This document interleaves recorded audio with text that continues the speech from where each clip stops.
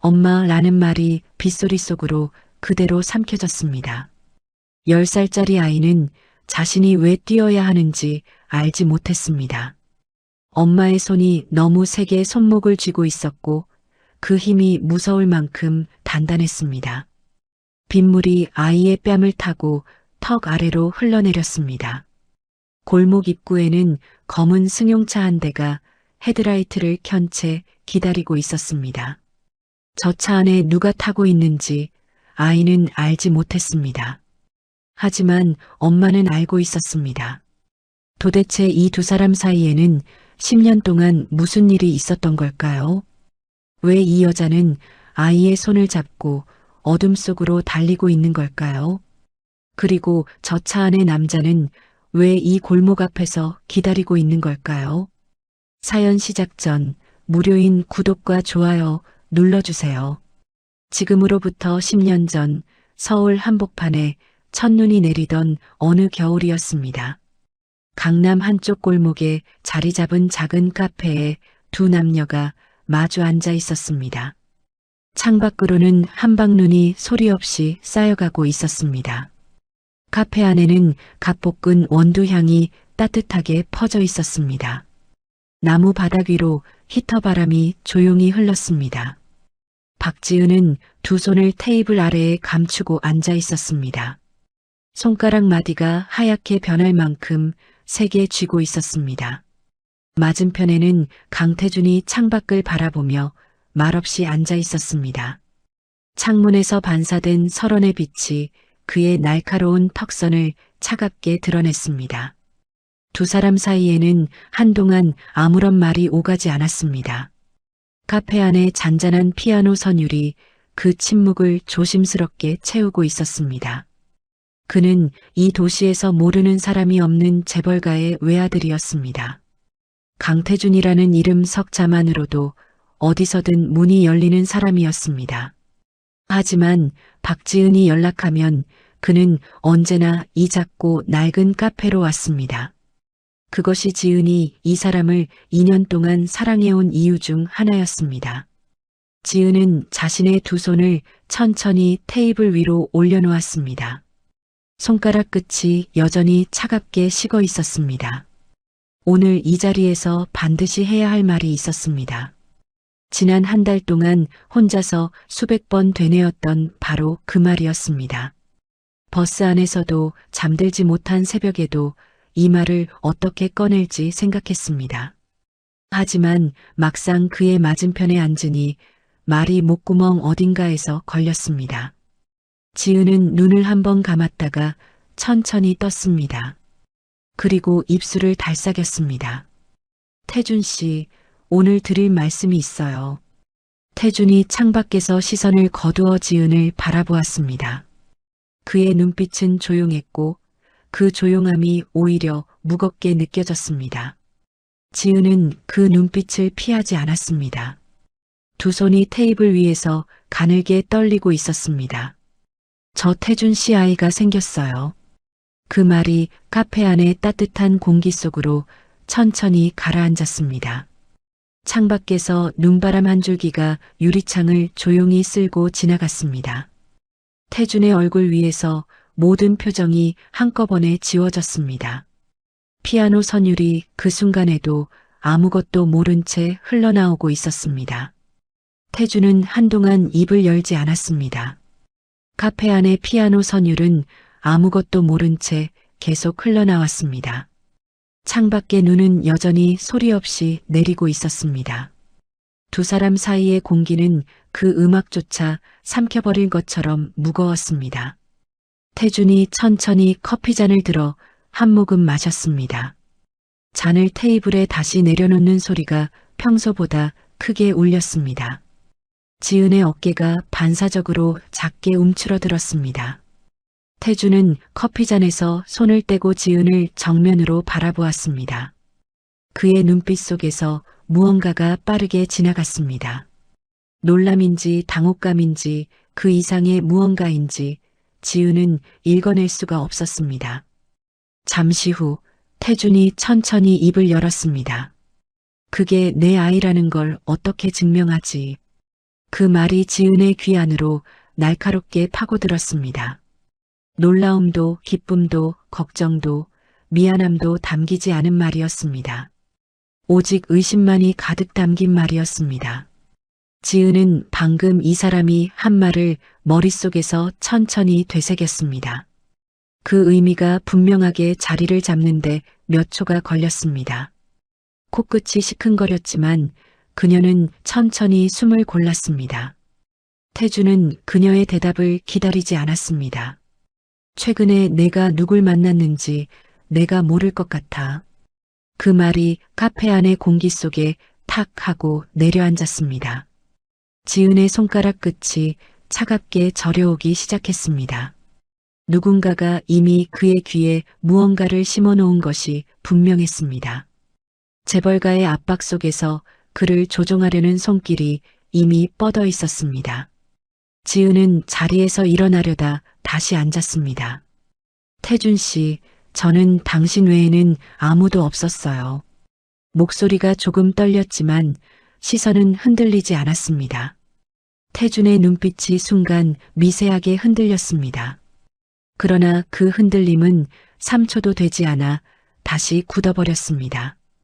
그의 귀에는 이미 다른 사람들의 목소리가 먼저 와 자리 잡고 있었습니다. 회사 사람들의 수군거림과 아버지의 경고, 출처를 알 수 없는 소문들이었습니다. 그 목소리들이 지은의 진심보다 훨씬 깊은 곳에 먼저 박혀 있었습니다.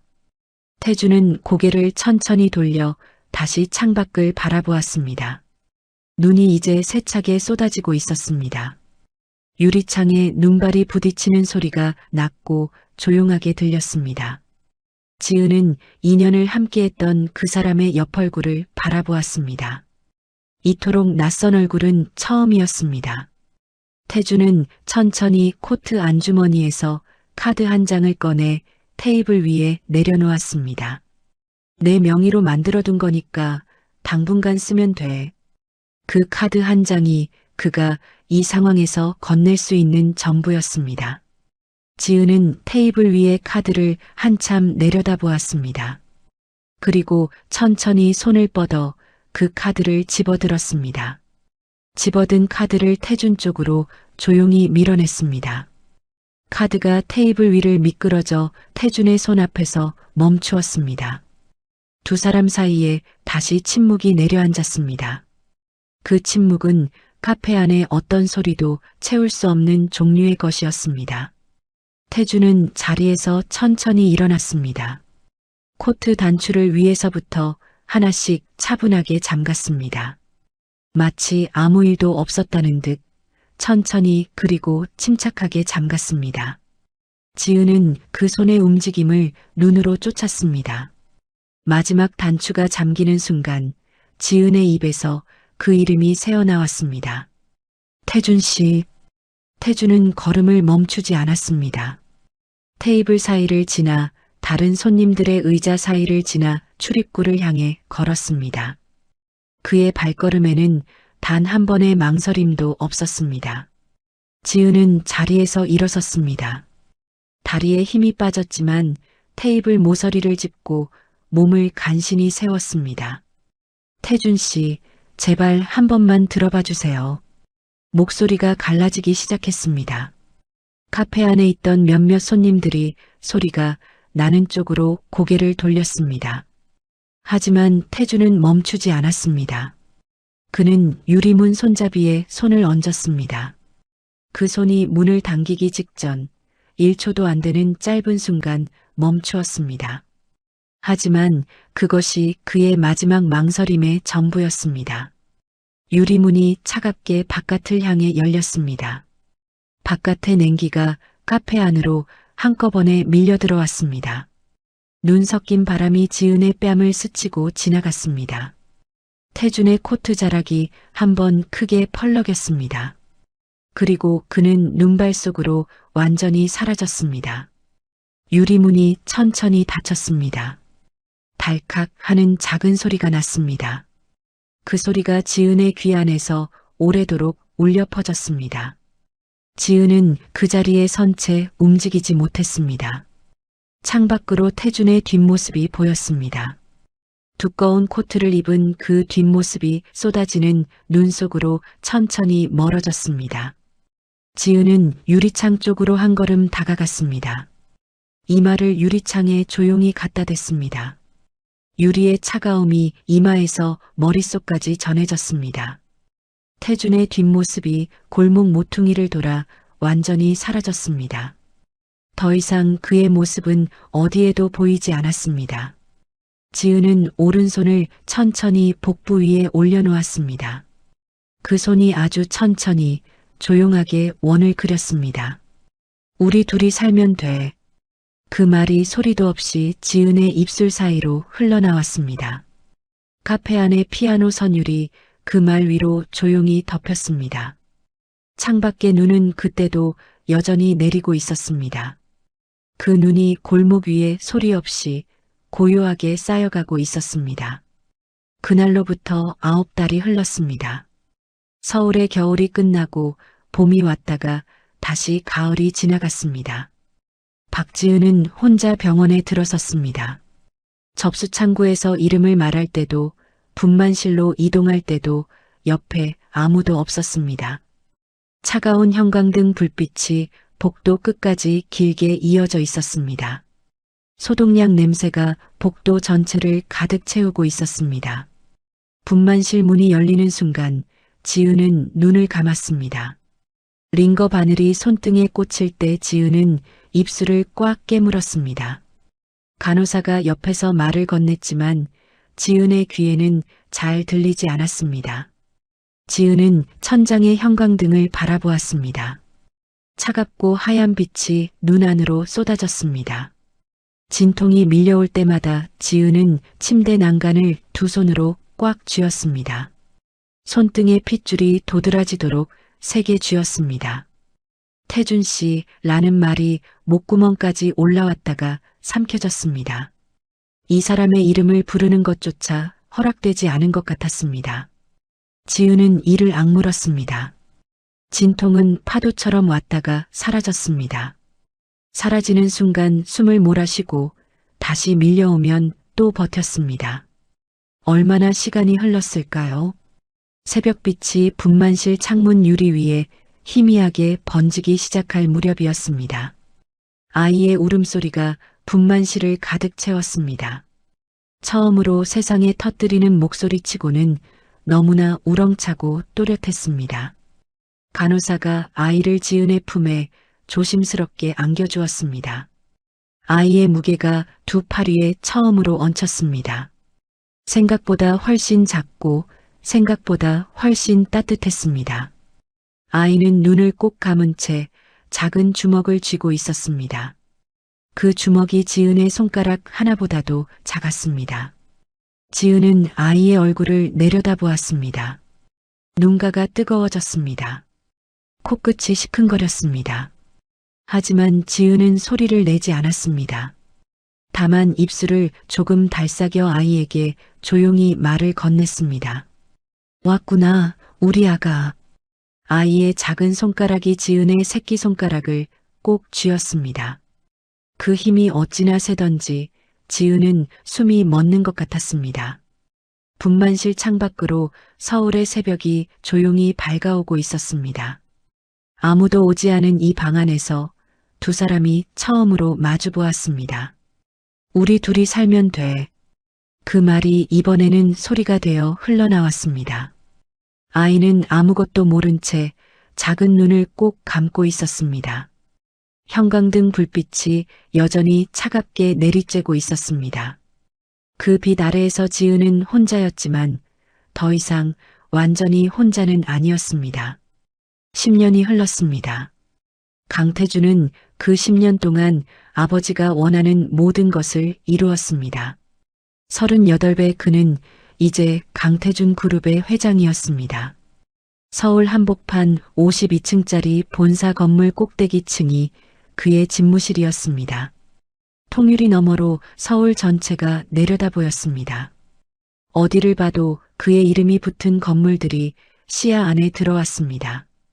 비서 최민재가 오늘 일정표를 들고 회장실 문을 열었습니다. 회장님, 오전 10시 이사회 준비됐습니다. 태주는 창밖에서 시선을 거두지 않았습니다. 알았어. 라는 말 한마디를 짧게 내뱉었습니다. 최민재는 태준의 옆 얼굴을 잠시 바라보았습니다. 10년 전과 비교하면 얼굴이 훨씬 날카로워졌습니다. 웃는 일이 줄었고 말수도 줄었습니다. 회사 사람들은 회장이 냉정하다고 했습니다. 하지만 최민재는 알고 있었습니다. 냉정한 것이 아니라 무언가를 오래 눌러두고 있는 것이었습니다. 태주는 책상으로 돌아와 의자에 앉았습니다. 서류 더미를 펼쳤지만 시선은 서류 위에 있지 않았습니다.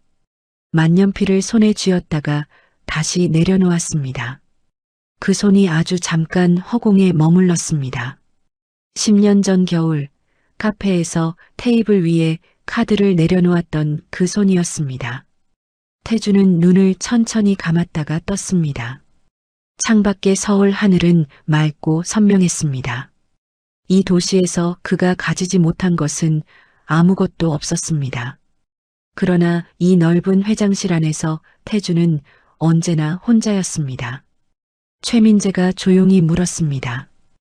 회장님, 오늘 시장 쪽 출장 일정도 확인하시겠습니까? 태주는 서류에서 눈을 들어 최민재를 바라보았습니다. 강북 재래시장 상권 조사건 말이지. 네, 오후 2시로 잡혀 있습니다. 태주는 잠시 창밖을 바라보았습니다. 그리고 조용히 고개를 끄덕였습니다. 그 시장이 어느 동네에 있는 곳인지 태주는 아직 알지 못했습니다. 그저 일정표 위에 한 줄에 불과했습니다. 하지만 그 한 줄이 그의 10년을 완전히 뒤흔들게 될 거라는 것도 몰랐습니다. 최민재가 조용히 회장실 문을 닫고 나갔습니다. 태주는 다시 혼자 남았습니다. 만년필을 집어들었다가 다시 내려놓았습니다. 서류 위에는 아무것도 쓰이지 않았습니다. 창밖의 서울 하늘이 여전히 맑고 차갑게 빛나고 있었습니다. 에어컨 바람이 회장실 안을 조용히 휩쓸고 지나갔습니다. 오후 2시의 재래시장은 사람들로 가득했습니다. 생선 비린내와 참기름 냄새가 골목 전체에 뒤섞여 있었습니다. 어디선가 떡볶이 국물이 끓는 소리가 들려왔습니다. 상인들의 목소리가 골목 끝에서 끝까지 넘쳐 흘렀습니다. 태주는 정장 차림으로 그 골목 안에 서 있었습니다. 주변의 어떤 것과도 어울리지 않는 모습이었습니다. 최민재가 태블릿을 들고 태준의 한 발 뒤를 따랐습니다. 회장님, 이쪽 상권은 월 평균 유동인구가 약 4만 명으로. 태준은 최민재의 말을 듣고 있지 않았습니다. 골목 안쪽에서 무언가가 그의 시선을 끌어당겼습니다. 계란빵 굽는 냄새였습니다. 버터가 달궈지는 고소하고 따뜻한 냄새가 차가운 골목 공기를 타고 흘러왔습니다. 태주는 자신도 모르게 그 냄새 쪽으로 발걸음을 옮겼습니다. 최민재가 당황한 듯 뒤를 따랐습니다. 회장님, 이쪽은 시장 조사 구역 밖입니다만. 태주는 대답하지 않았습니다. 골목 안쪽으로 몇 걸음을 더 걷자 작은 노점 하나가 눈에 들어왔습니다. 낡은 철판 위에 계란빵들이 줄지어 구워지고 있었습니다. 노점 주인이 뒤를 돌아 계란빵을 뒤집었습니다. 짧게 묶은 머리카락, 낡은 앞치마, 그리고 익숙한 손놀림이었습니다. 태준의 발이 그 자리에서 멈추었습니다. 노점 주인이 천천히 몸을 돌렸습니다. 그 순간 태준의 눈과 노점 주인의 눈이 공중에서 마주쳤습니다. 시간이 멈추는 것 같았습니다. 박지은이었습니다. 10년 전 카페에서 마지막으로 봤던 그 얼굴이었습니다. 조금 여위었고 눈가에 주름이 생겼습니다. 하지만 틀림없이 박지은이었습니다. 지은의 눈이 순간 크게 벌어졌습니다. 그리고 곧바로 굳어버렸습니다. 태준도 굳어버렸습니다. 골목의 소음이 두 사람 사이에서 멀어지는 것 같았습니다. 상인들의 목소리도 발걸음 소리도 끓는 국물 소리도 모두 사라지는 것 같았습니다. 최민재가 태준의 뒤에서 조용히 숨을 들이켰습니다. 그는 이 두 사람이 누구인지 알고 있었습니다. 10년 전부터 알고 있었습니다. 계란빵 철판 위에서 연기가 조용히 피어올랐습니다. 골목의 오후 햇살이 두 사람 사이를 가르듯 비스듬히 내려쬐고 있었습니다. 두 사람은 한동안 아무 말도 하지 못했습니다. 골목의 소음이 두 사람 사이에서만 유독 멀게 느껴졌습니다. 지은이 먼저 시선을 거두었습니다. 아무렇지도 않다는 듯 천천히 몸을 돌려 계란빵 철판을 바라보았습니다. 뒤집개를 집어들고 계란빵을 하나씩 눌러보았습니다. 손이 떨리고 있었지만 뒤집개를 쥔 손만은 흔들리지 않았습니다. 태준은 그 모습을 바라보며 움직이지 못했습니다. 10년이라는 시간이 이 골목 안에서 한꺼번에 쏟아지는 것 같았습니다. 그때였습니다. 노점 옆 플라스틱 의자에서 작은 목소리가 들려왔습니다. 엄마, 다 됐어? 태준이 소리가 나는 쪽으로 천천히 고개를 돌렸습니다. 플라스틱 의자에 초등학생으로 보이는 남자아이가 앉아 있었습니다. 무릎 위에 책을 펼쳐놓은 채 지은을 올려다보고 있었습니다. 짧게 자른 머리카락, 또렷한 눈매, 반듯한 콧날이었습니다. 태준의 시선이 그 아이의 얼굴 위에서 멈추었습니다. 그리고 움직이지 않았습니다. 아이의 눈매가 누군가를 닮아 있었습니다. 콧날의 선이 누군가를 닮아 있었습니다. 턱의 각도, 이마의 넓이, 귀 뒤쪽의 작은 점까지 누군가를 닮아 있었습니다. 태준은 자신이 지금 누구를 보고 있는 것인지 알 것 같았습니다. 하지만 그것을 인정하는 순간 모든 것이 무너질 것 같았습니다. 가슴 안에서 무언가가 천천히 조여들었습니다. 숨을 들이켜려는데 공기가 제대로 들어오지 않았습니다. 아이가 책에서 눈을 들어 태준을 바라보았습니다. 낯선 어른이 자신을 빤히 바라보고 있었습니다. 아이는 시선을 피하지 않았습니다. 오히려 태준을 똑바로 바라보며 고개를 약간 갸웃했습니다. 그 눈빛이 어린아이의 것이라고는 믿기 어려울 만큼 또렷했습니다. 지은이 몸을 돌려 아이를 바라보았습니다. 준우야, 책 읽어. 아이는 시선을 잠시 태준에게 두었다가 다시 책으로 내렸습니다. 태준은 그 이름을 들은 순간 입술이 굳었습니다. 준우라는 이름이었습니다. 최민재가 태준의 등 뒤에서 낮게 숨을 내쉬었습니다. 골목 안의 오후 햇살이 아이의 머리 위로 따뜻하게 내려앉았습니다. 계란빵 철판 위에서 연기가 가늘게 피어올랐습니다. 버터 냄새가 골목 공기를 타고 다시 한번 흘러왔습니다. 태준은 그 냄새를 맡으며 시선을 아이에게서 떼지 못했습니다. 지은은 태준의 시선이 아이에게 향하는 것을 알고 있었습니다. 뒤집개를 쥔 손에 힘이 들어갔습니다. 손마디가 하얗게 변했습니다. 철판 위의 계란빵에서 작은 김이 피어오르며 골목 안으로 퍼져나갔습니다. 태준은 아직도 그 자리에 서 있었습니다. 두 발이 땅에 붙어버린 것처럼 움직여지지 않았습니다. 그날 이후 태준은 매일 그 골목으로 왔습니다. 회장실 일정이 아무리 빽빽해도 오전 1시간은 반드시 비워두었습니다. 최민재는 아무 말도 하지 않았습니다. 일정표에 개인 일정이라고만 적어두었습니다.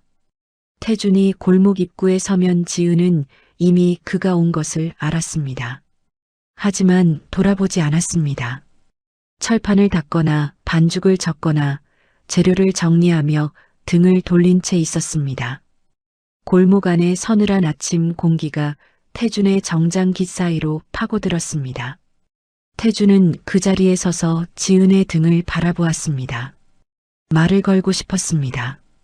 하지만 어떤 말부터 시작해야 할지 알 수 없었습니다.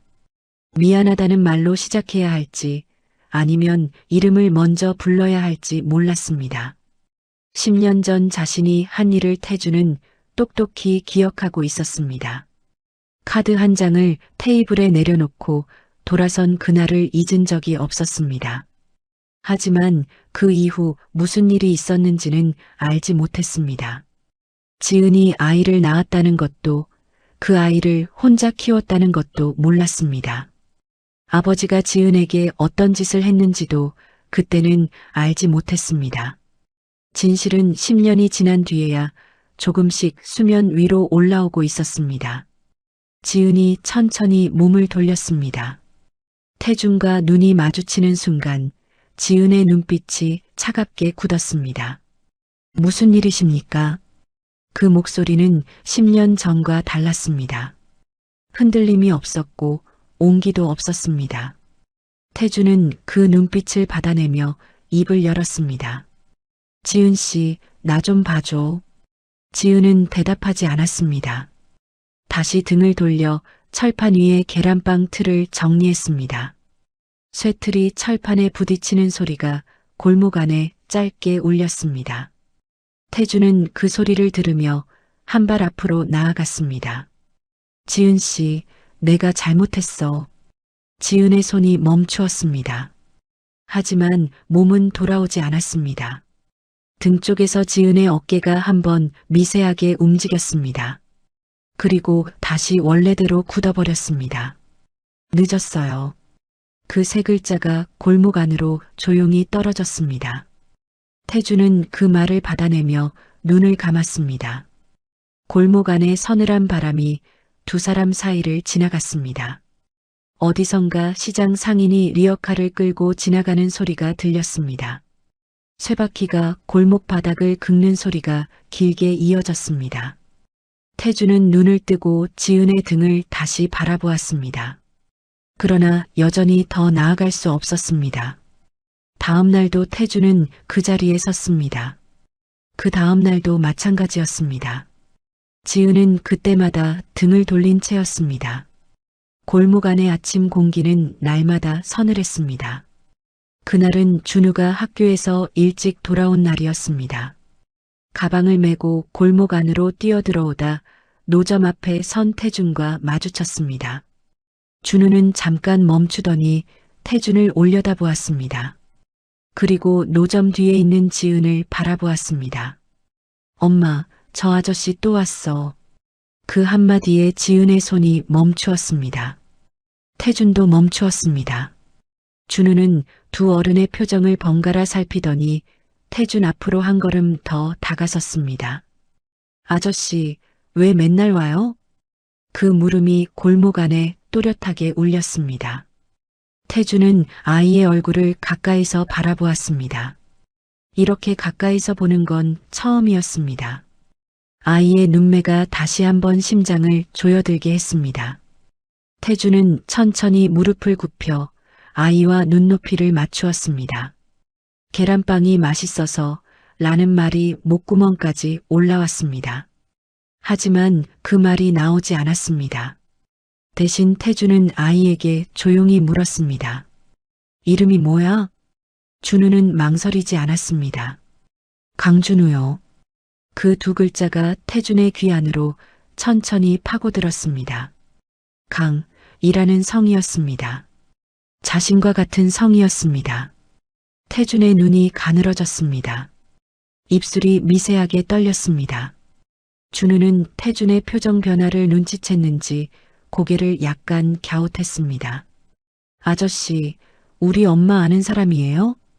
그 물음에 태준은 대답을 찾지 못했습니다.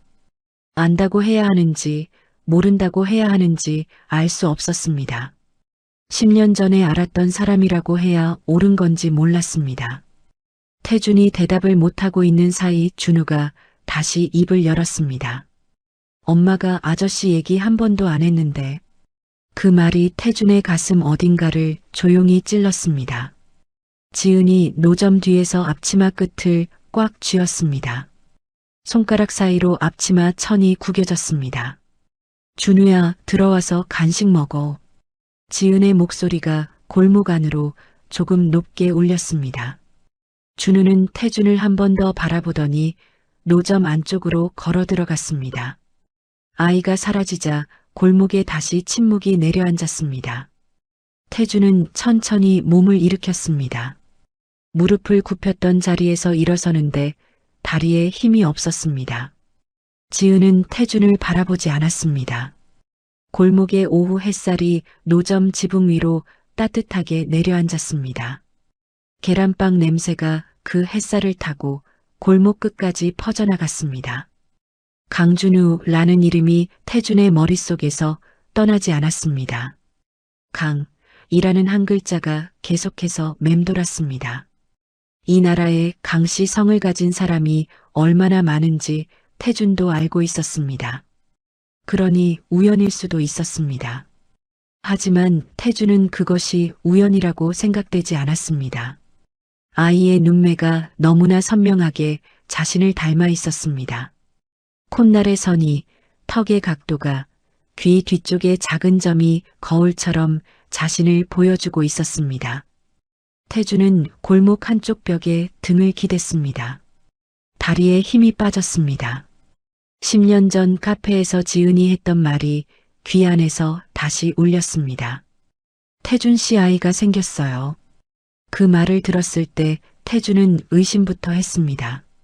아버지의 말을 믿었고 주변의 소문을 믿었습니다. 지은의 눈빛 대신 다른 사람들의 목소리를 선택했습니다. 그것이 10년 전 자신이 한 일이었습니다. 태준은 눈을 감았습니다. 골목 안의 소음이 귀 안으로 뭉텅이째 밀려들었다가 빠져나갔습니다. 생선 비린내와 참기름 냄새가 뒤섞인 시장 공기가 코끝을 스쳤습니다. 눈을 다시 떴을 때 노점 안에서 준우의 웃음소리가 들려왔습니다. 해맑고 또렷한 웃음이었습니다. 지은이 준우의 머리를 쓰다듬는 모습이 노점 천막 사이로 보였습니다. 지은의 손이 아이의 머리카락 위에서 조용히 움직였습니다. 그 손을 보는 순간 태준의 가슴 안에서 무언가가 무너졌습니다. 10년 동안 저 여자는 혼자였습니다. 혼자 아이를 낳고 혼자 키우고 혼자 이 시장 골목에 서 있었습니다. 태준이 회장실에서 서울 전체를 내려다보며 성공을 쌓아 올리는 동안이었습니다. 최민재가 골목 입구에서 조용히 태준에게 다가왔습니다. 회장님. 태준은 최민재를 바라보았습니다. 최민재의 표정이 굳어 있었습니다. 오래전부터 무언가를 알고 있는 사람의 얼굴이었습니다. 태준이 낮게 물었습니다. 민재야, 너 알고 있었지? 최민재는 대답하지 않았습니다. 대답하지 않는 것이 대답이었습니다. 태준의 턱 근육이 조용히 굳었습니다. 골목 안에서 준우의 목소리가 다시 들려왔습니다. 엄마, 나 내일 소풍인데 김밥 싸줄 거야? 지은의 목소리가 낮고 따뜻하게 흘러나왔습니다. 그럼 당연하지. 그 짧은 대화가 골목 공기를 타고 태준의 귀까지 닿았습니다. 태준은 그 소리를 들으며 입술을 꽉 다물었습니다. 골목 한쪽에서 참새 한 마리가 날아올랐습니다. 파닥이는 날갯짓 소리가 짧게 울리고 사라졌습니다. 태준은 그 자리에 오래 서 있었습니다. 오후 햇살이 골목 위로 기울어지고 있었습니다. 시장이 하나둘 마감을 준비하는 저녁 무렵이었습니다. 상인들이 좌판을 접고 리어카를 끌어당기는 소리가 골목 안에 울렸습니다. 준우는 노점 안쪽에서 숙제를 하고 있었습니다. 연필이 종이 위를 긁는 소리가 작게 들려왔습니다. 지은은 마감 준비를 하며 철판 위에 기름을 닦아내고 있었습니다. 기름 냄새와 계란 냄새가 뒤섞인 저녁 공기가 노점 주변을 감쌌습니다. 태준이 노점 앞으로 걸어왔습니다. 오늘은 그냥 돌아가지 않겠다는 걸음이었습니다. 지은은 태준이 다가오는 것을 등으로 느꼈습니다. 손을 멈추지 않았습니다. 태준이 노점 바로 앞에 섰습니다. 지은 씨. 지은은 고개를 들지 않았습니다. 오늘도 돌아가세요. 태준은 물러서지 않았습니다. 나 물어볼 게 있어. 지은의 손이 철판 위에서 멈추었습니다.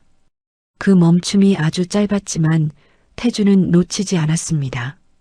태주는 낮고 조용한 목소리로 물었습니다. 준우가 내 아들이야?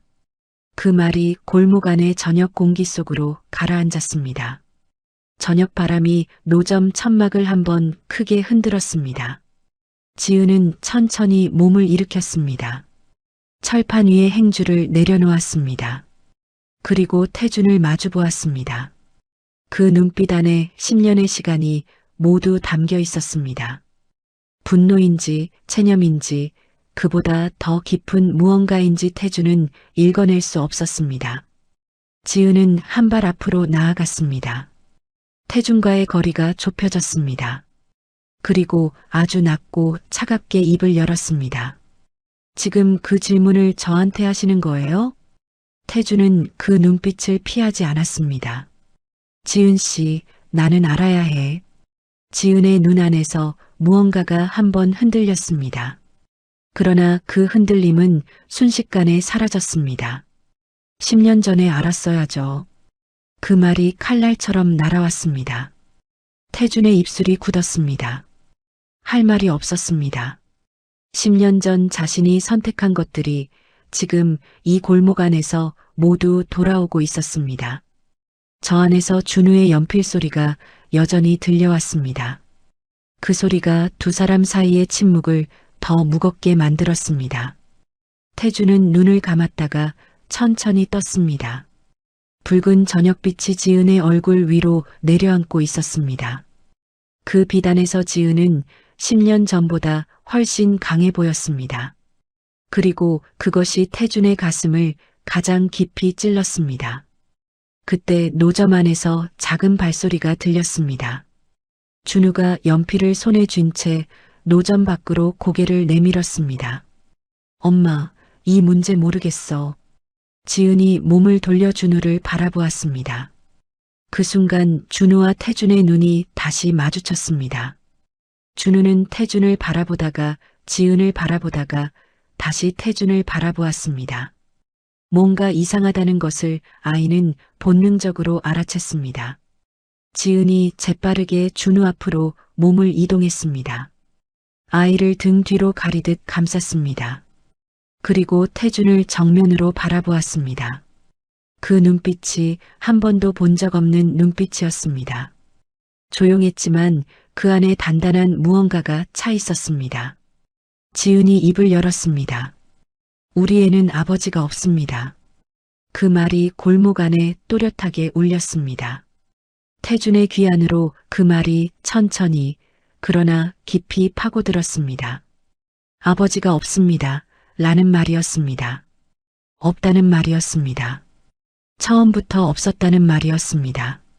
태준은 그 말 앞에서 아무것도 할 수 없었습니다. 반박할 수도 고개를 끄덕일 수도 없었습니다. 지은의 말이 틀리지 않았기 때문이었습니다. 10년 동안 그는 존재하지 않았습니다. 이 골목에도 저 아이의 곁에도 지은의 삶 어디에도 없었습니다. 준우가 지은의 등 뒤에서 살며시 고개를 내밀었습니다. 태준을 올려다보는 눈빛이 맑고 고요했습니다. 그 눈빛이 오히려 태준을 더 무겁게 짓눌렀습니다. 골목 안에 가로등이 하나둘 켜지기 시작했습니다. 주황빛 불빛이 세 사람의 주변을 조용히 감쌌습니다. 어디선가 저녁을 알리는 시장 방송이 울려 퍼졌습니다. 오늘 영업을 마감합니다. 라는 목소리가 골목 끝까지 이어졌습니다. 지은이 몸을 돌려 준우의 어깨를 잡았습니다. 들어가자, 준우야. 준우는 한 번 더 태준을 바라보았습니다. 그리고 지은의 손에 이끌려 노점 안으로 들어갔습니다. 노점 천막이 조용히 내려졌습니다. 태준은 그 자리에 혼자 남았습니다. 주황빛 가로등 아래에서 혼자였습니다. 골목 안의 다른 상인들도 하나둘 자리를 정리하고 돌아갔습니다. 발소리가 멀어지고 리어카 소리가 사라지고 골목이 조용해졌습니다. 태준은 천막이 내려진 노점 앞에서 움직이지 못했습니다. 우리 애는 아버지가 없습니다. 라는 말이 귀 안에서 계속 울렸습니다. 저녁 바람이 골목을 조용히 쓸고 지나갔습니다. 태준의 눈가가 뜨거워졌습니다. 태준은 천천히 몸을 돌렸습니다. 발이 잘 떨어지지 않았습니다. 한 걸음을 내딛는데 평소보다 훨씬 오랜 시간이 걸렸습니다. 골목 바닥이 저녁빛을 받아 주황색으로 물들어 있었습니다. 가로등 불빛이 태준의 등 뒤로 길고 어두운 그림자를 만들었습니다. 그 그림자가 골목 바닥 위로 길게 뻗어나갔습니다. 태준은 걸으면서 주머니에 두 손을 찔러 넣었습니다. 손끝이 차갑게 식어 있었습니다. 골목 양쪽에서 상인들이 좌판을 접고 짐을 싸고 있었습니다. 오늘 하루를 마무리하는 소리들이 골목 안을 가득 채웠습니다. 플라스틱 바구니가 쌓이는 소리, 비닐봉지가 바람에 날리는 소리였습니다. 태준은 그 소리들 속을 천천히 걸어나갔습니다. 골목 중간쯤에서 김순자 아주머니가 태준을 바라보았습니다.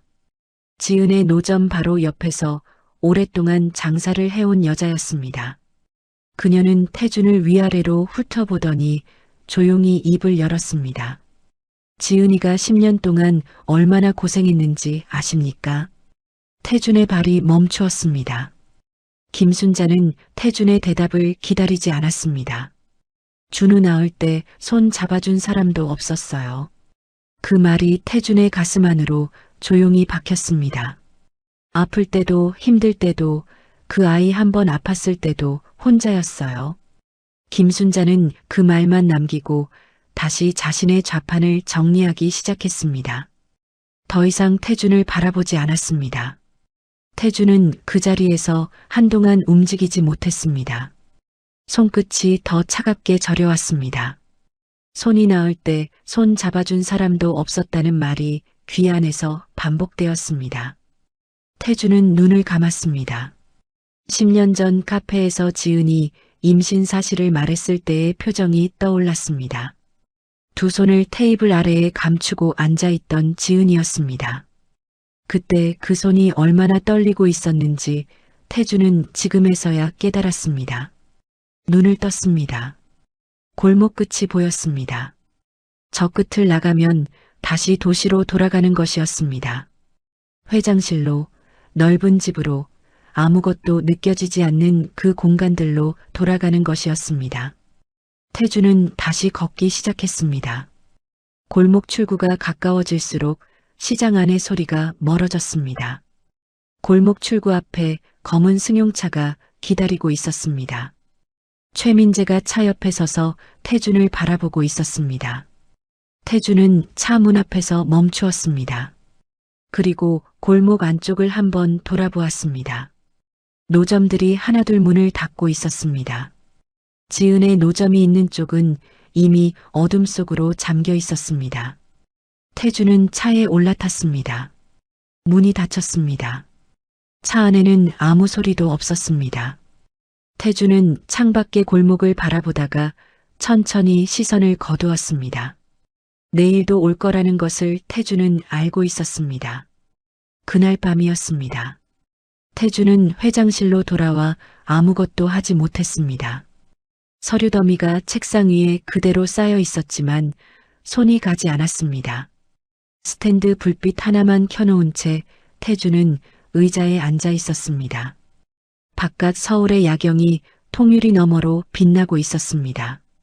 하지만 태준의 눈에는 그 빛이 들어오지 않았습니다. 한참이 지났을 때 회장실 문이 조용히 열렸습니다. 최민재였습니다. 퇴근하지 않고 기다리고 있었던 것이었습니다. 최민재는 말없이 책상 앞으로 걸어왔습니다. 그리고 손에 들고 있던 낡은 서류 봉투를 책상 위에 내려놓았습니다. 태준은 그 봉투를 바라보았습니다. 이게 뭐야? 최민재는 대답 대신 조용히 입을 열었습니다. 10년 전에 드렸어야 했습니다. 회장님. 태준의 눈이 가늘어졌습니다. 그는 천천히 손을 뻗어 봉투를 집어들었습니다. 봉투 안에는 몇 장의 서류와 사진이 들어 있었습니다. 서류 첫 장을 펼치는 순간 태준의 손이 멈추었습니다. 강병두 전 회장의 도장이 찍힌 문서였습니다. 내용을 읽어 내려가는 동안 태준의 눈빛이 조금씩 달라졌습니다. 박지은에게 접근했던 남자는 강병두 전 회장이 고용한 사람이었습니다. 지은이 다른 남자를 만났다는 소문을 직접 퍼뜨린 것도 강병두였습니다. 10년 전 태준의 귀에 들어간 소문들은 모두 아버지의 손에서 만들어진 것이었습니다. 다음 장을 넘겼습니다. 지은이 임신 사실을 알고 태준을 찾아오기 전날 강병두가 지은을 먼저 만났다는 기록이 있었습니다. 그 자리에서 강병두가 지은에게 무슨 말을 했는지도 적혀 있었습니다. 내가 낳은 아이가 내 손자가 될 수는 없어. 그 문장을 읽는 순간 태준의 손에서 서류가 떨어졌습니다. 바닥에 서류들이 흩어졌습니다. 태준은 움직이지 않았습니다. 최민재가 조용히 허리를 굽혀 서류를 주워 올렸습니다. 회장님, 제가 이걸 오래 갖고 있었습니다. 최민재의 목소리가 낮게 떨렸습니다. 죄송합니다. 태준은 최민재를 바라보지 않았습니다. 통유리 너머 서울의 야경을 바라보고 있었습니다. 저 도시 어딘가에 지은과 준우가 있었습니다. 낡은 셋방에서 오늘 밤을 보내고 있을 두 사람이었습니다. 태준의 손이 책상 위에서 천천히 주먹을 쥐었습니다. 손마디가 하얗게 변했습니다. 스탠드 불빛이 그 손 위로 차갑게 내려앉았습니다. 최민재는 아무 말도 하지 않고 그 자리에 서 있었습니다.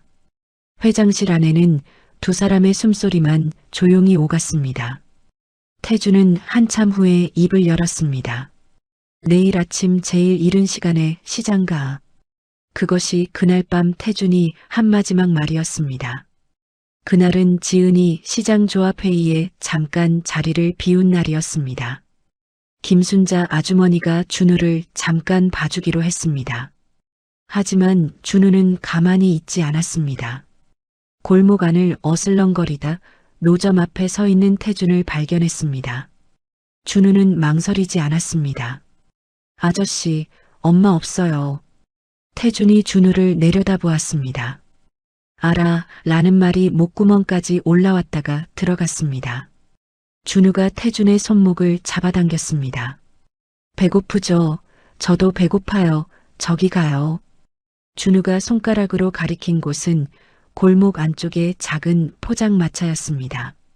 태준은 끌려가듯 그 포장마차 안으로 들어섰습니다. 뜨끈한 국물 냄새가 코끝을 감쌌습니다. 좁은 포장마차 안에 낡은 플라스틱 의자 두 개가 마주보고 있었습니다. 준우는 주저없이 의자에 앉았습니다. 태준은 잠시 머뭇거리다가 맞은편에 천천히 앉았습니다. 포장마차 주인 할머니가 메뉴를 물었습니다. 준우가 서슴없이 대답했습니다. 저는 떡볶이요. 아저씨는요? 태준은 메뉴판을 보지도 않고 같은 걸로 라고 말했습니다. 준우가 피식 웃었습니다. 그 웃음이 좁은 포장마차 안을 순간 따뜻하게 만들었습니다.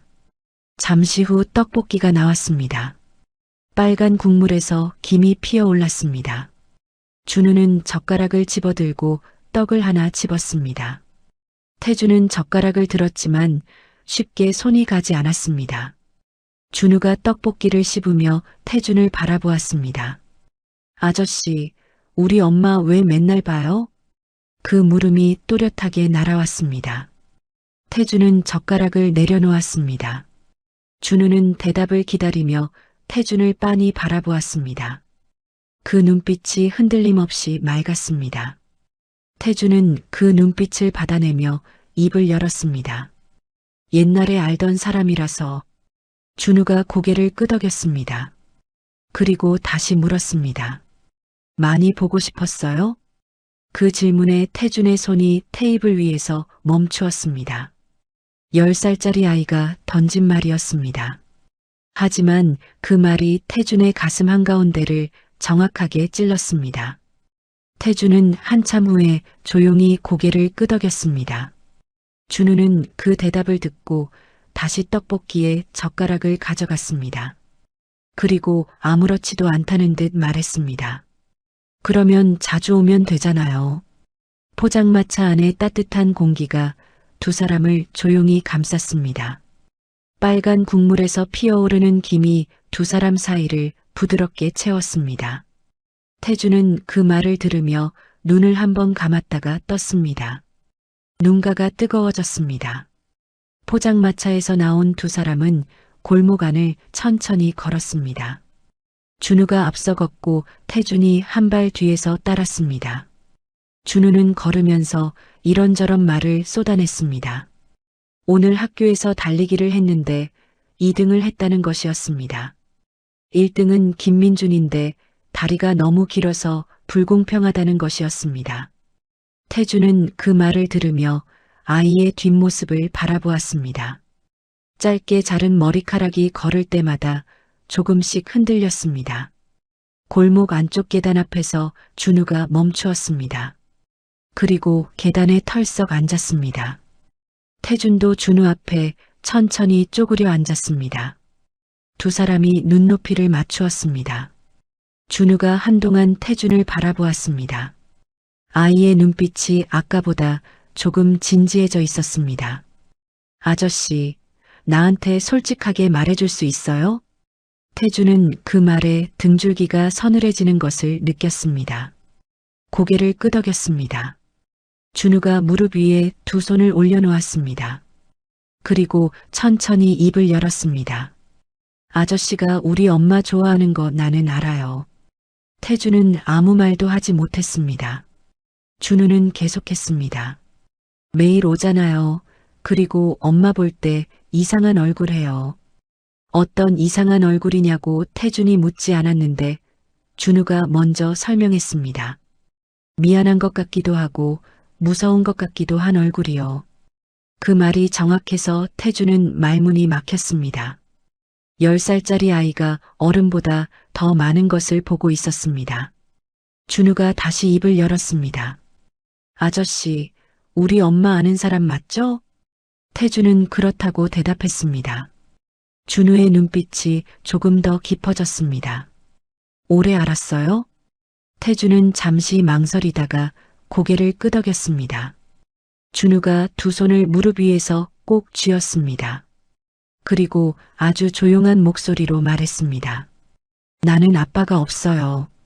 그 말이 골목 안에 조용하게 내려앉았습니다. 태준의 가슴 안에서 무언가가 크게 흔들렸습니다. 엄마한테 물어봤는데 엄마가 아빠는 없다고 했어요. 준우는 계단 위를 바라보며 말을 이었습니다. 친구들은 다 아빠가 있는데 나는 없으니까 가끔 이상한 기분이 들어요.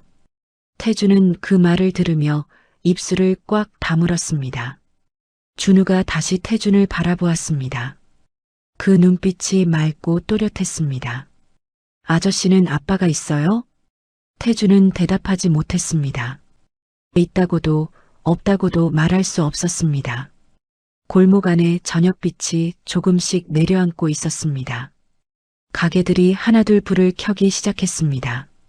노란 불빛이 두 사람 주변을 부드럽게 감쌌습니다. 준우가 계단에서 일어나며 말했습니다. 엄마 왔겠다, 가야겠다. 그리고 골목 안쪽으로 뛰어가기 시작했습니다. 태준은 일어서지 못한 채 준우의 뒷모습을 바라보았습니다. 아이의 발소리가 골목 바닥을 통통 두드리며 멀어졌습니다. 그 소리가 완전히 사라진 뒤에도 태준은 한동안 그 자리에 있었습니다.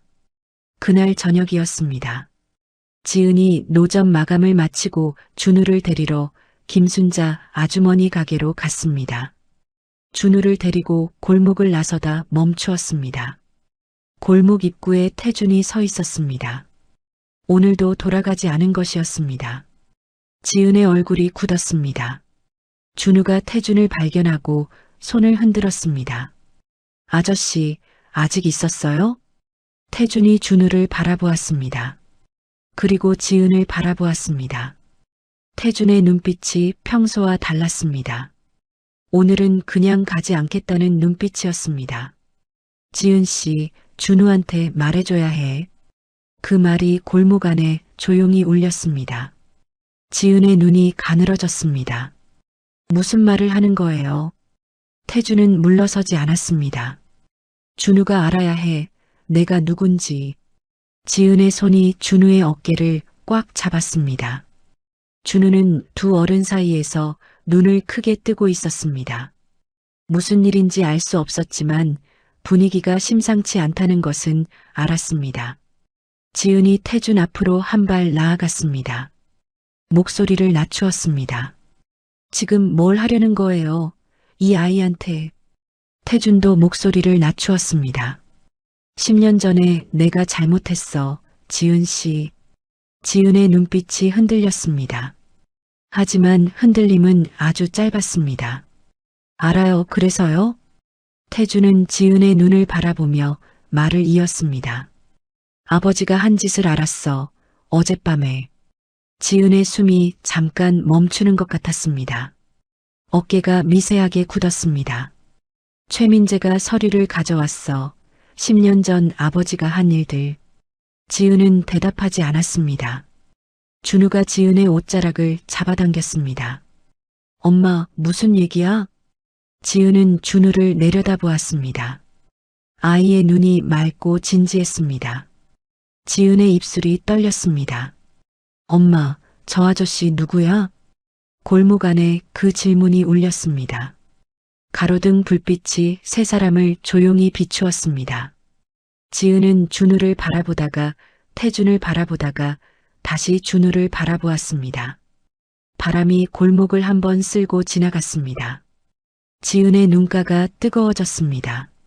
하지만 눈물은 흘리지 않았습니다. 10년 동안 단 한 번도 이 말을 할 날이 오리라고 생각하지 않았습니다. 지은은 천천히 무릎을 굽혀 준우와 눈을 맞추었습니다. 그리고 입을 열었습니다. 지은은 준우를 데리고 집으로 왔습니다. 태준은 골목 안에 남겨두었습니다. 새방 문을 닫는 순간 지은의 다리에서 힘이 빠졌습니다. 벽에 등을 기대며 간신히 몸을 세웠습니다. 준우가 지은을 올려다보았습니다. 엄마, 아까 그 아저씨 누구야, 진짜로. 지은은 눈을 감았다가 천천히 떴습니다. 준우의 손을 잡고 방 안으로 들어갔습니다. 낡은 형광등 불빛이 좁은 방 안을 가득 채웠습니다. 지은은 준우 앞에 천천히 무릎을 꿇었습니다. 아이와 눈높이를 맞추었습니다. 준우의 두 손을 자신의 손으로 감쌌습니다. 아이의 손이 작고 따뜻했습니다. 지은은 그 온기를 느끼며 숨을 한번 고르게 쉬었습니다. 준우야. 네. 아까 그 아저씨는 엄마 옛날에 알던 사람이야. 준우가 고개를 끄덕였습니다. 지은은 계속했습니다. 근데 엄마한테 많이 나쁜 사람이었어. 준우의 눈빛이 흔들렸습니다. 어떻게 나빴어? 지은은 그 물음을 받아내며 입술을 달싹였습니다.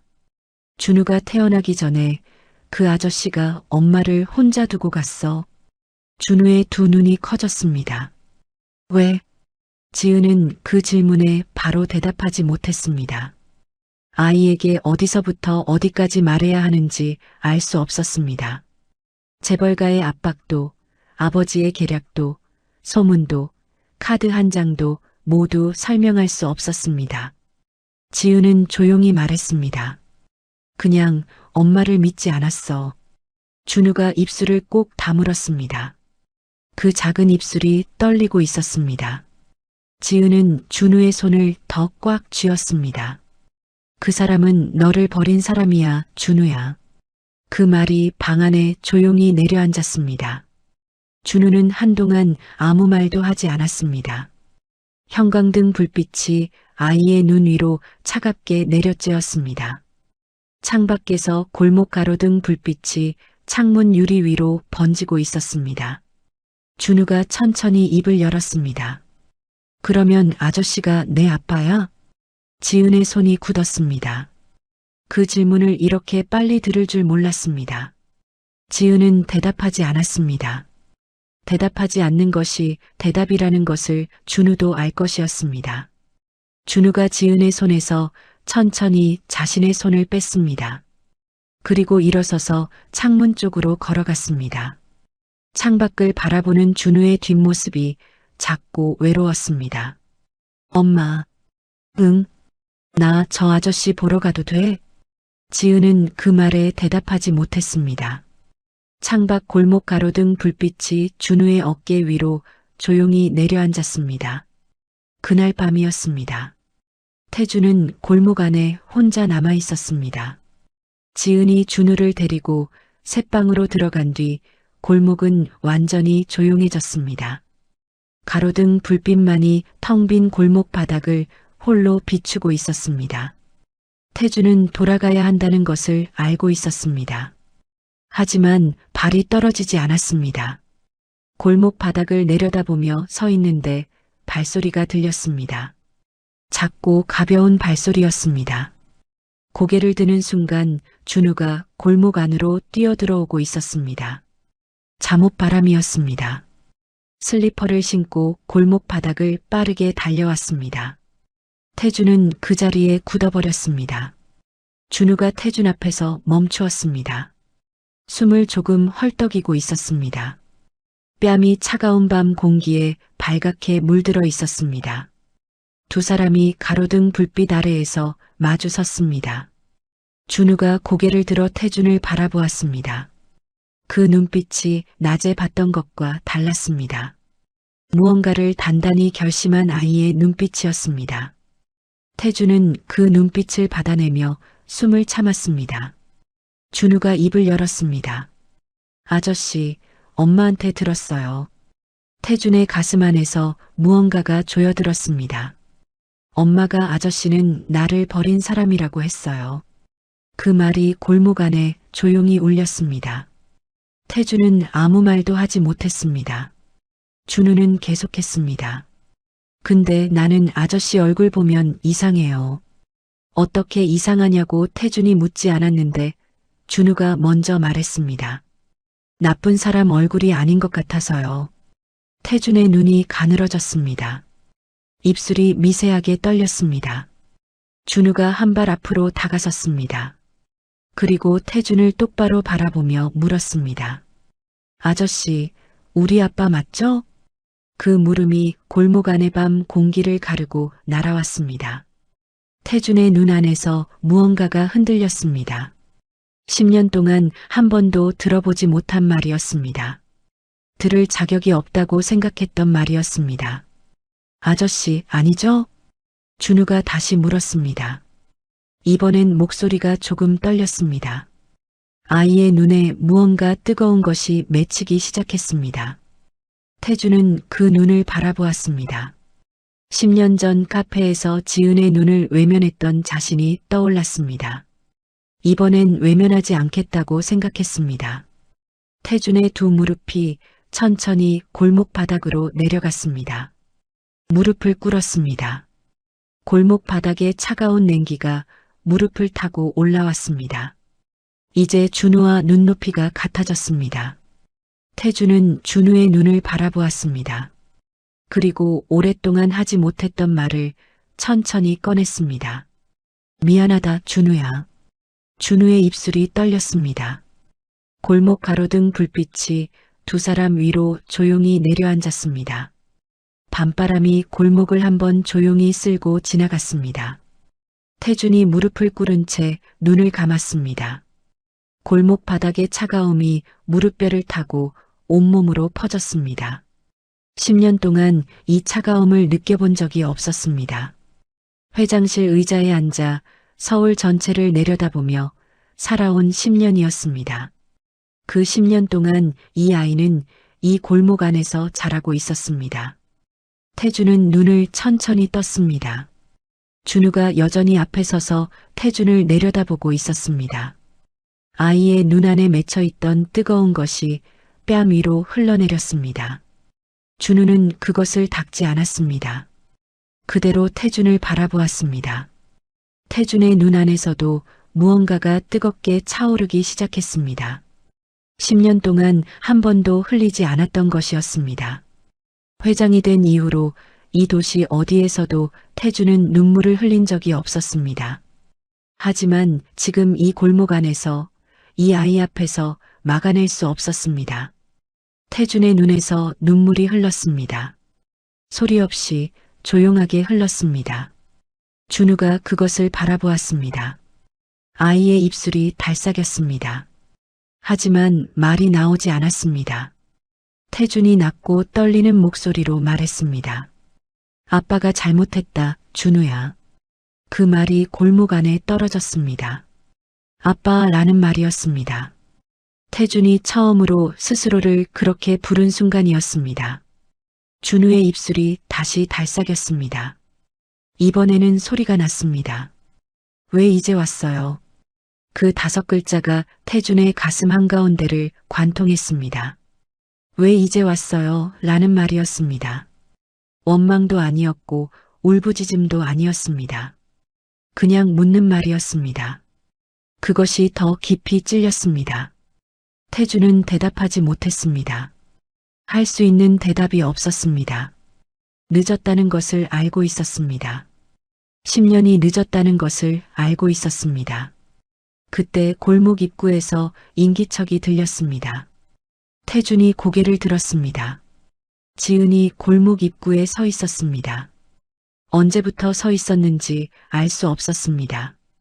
지은은 태준을 바라보다가 준우를 바라보다가 다시 태준을 바라보았습니다.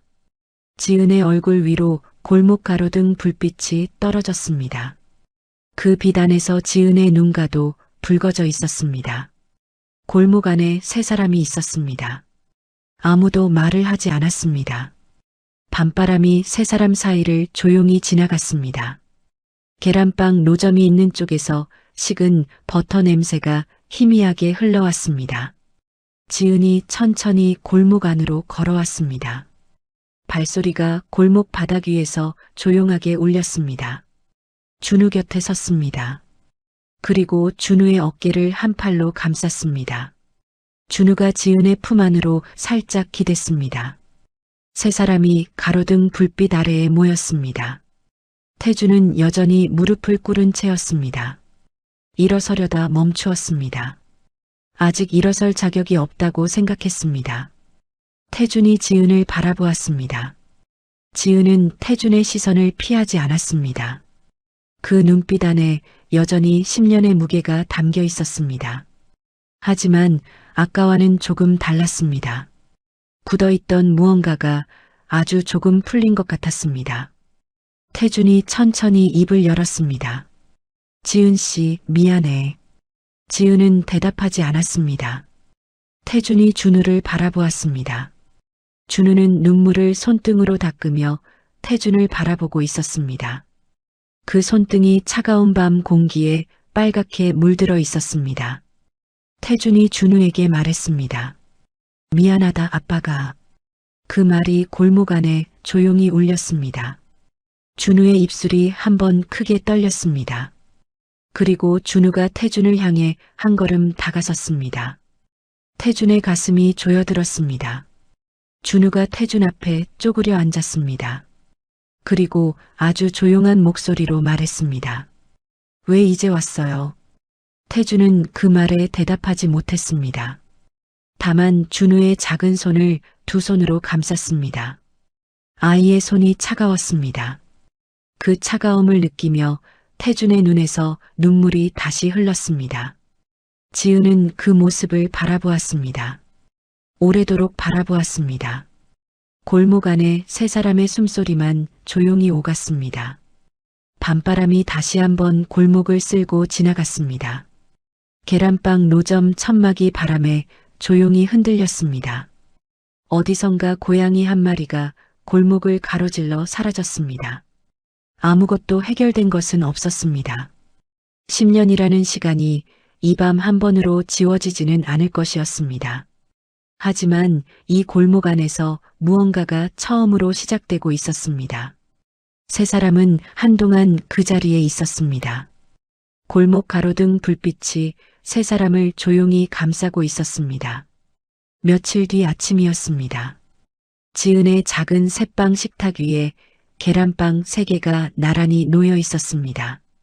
하나는 지은 것이었고 하나는 준우 것이었습니다. 그리고 하나는 처음으로 생긴 자리였습니다. 계란빵에서 피어오르는 따뜻한 김이 아침 햇살을 타고 조용히 흩어졌습니다. 창밖에서 시장 골목의 아침 소리가 들려왔습니다. 상인들이 하나둘 좌판을 펼치는 소리였습니다. 오늘도 이 골목은 어김없이 하루를 시작하고 있었습니다. 3개의 계란빵이 나란히 놓인 이 작은 식탁이 모든 것을 말해주고 있었습니다. 10년이라는 시간이 하루아침에 사라지지는 않을 것이었습니다. 하지만 오늘 이 아침, 이 골목 안에서 세 사람의 첫 번째 아침이 시작되고 있었습니다. 여러분, 오늘 이 이야기 어떠셨나요? 내 곁에 있는 사람을 믿지 못해 잃어버린 적 있으신가요? 아니면 혼자서 버텨온 시간이 있으신가요? 그 시간이 얼마나 길었든 오늘 이 골목 안의 세 사람처럼 언젠가는 따뜻한 아침이 오기를 바랍니다. 영상이 도움이 되셨다면 구독과 좋아요 눌러주세요. 댓글로 여러분의 이야기도 들려주세요. 다음 이야기도 곧 찾아오겠습니다.